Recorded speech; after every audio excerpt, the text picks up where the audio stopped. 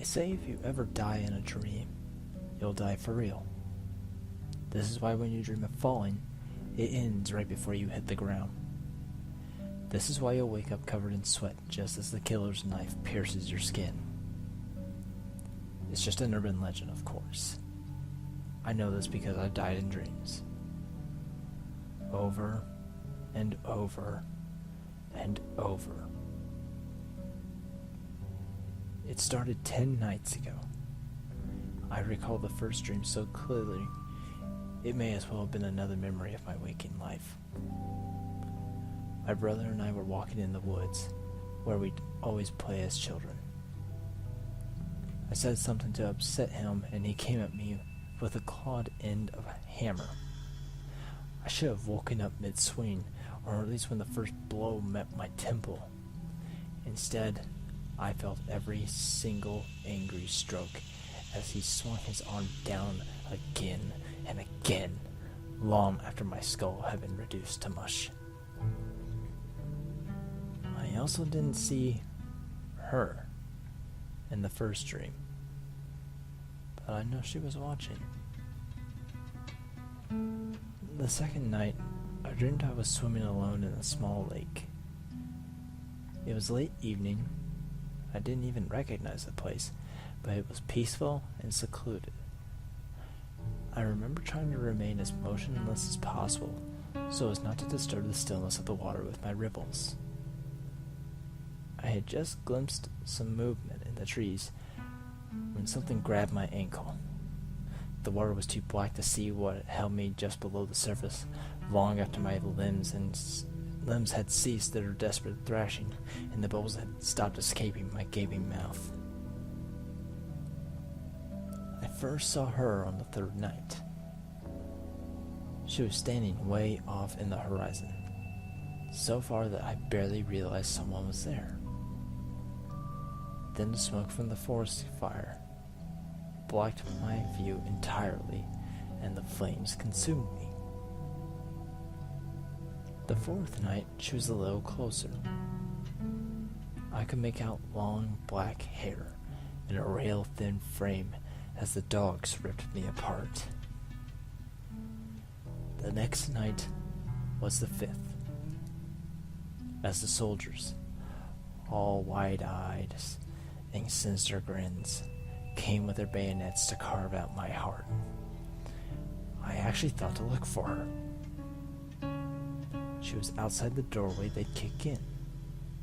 She was completely naked and beyond emaciated.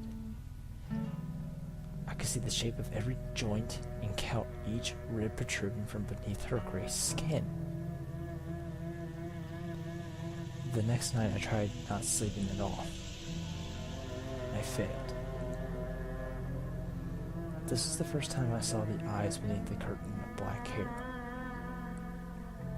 I couldn't tell though if they were completely red or just bloodshot as she impassively watched my best friend strangle me. The seventh night, a gunshot. Her eyes were actually red. The eighth night was when I began to understand. She was so close I could have reached out and touched her were my hands not bound. Her face was sunken and devoid of expression, the red eyes stretched to an impossible size. She stood just behind the black-hooded executioner, didn't even react to the skeletal wraith peering over his shoulder as he injected the icy poison into my veins. The movement of her lips was so slight, I almost mistook it as trembling. I realized too late that she was murmuring something important, something she traveled a long way to tell me. My vision blurred, and I died long before I could make out the words. Last night was different.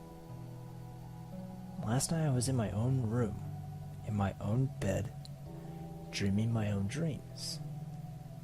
Then I opened my eyes, and she was there, looming over the side of my bed and looking down at me, her face inches from mine. My whole body seized up. I couldn't move, and for the first time in this mad series of nightmares, I couldn't be sure if I was sleeping or awake. My heart pounded so loudly I was sure she could hear it. The sound of rushing blood filled my ears and nearly drowned out the message of the wraith. I could hear the rattling breaths she sucked in past her dead purple lips, hear every rasping syllable as she repeated over and over between the poundings of my heart. Your time is finished. Your time is finished. Your time is finished. Then my heart stopped entirely. Tonight will be the 10th night. I know what is coming. I know she is waiting for me.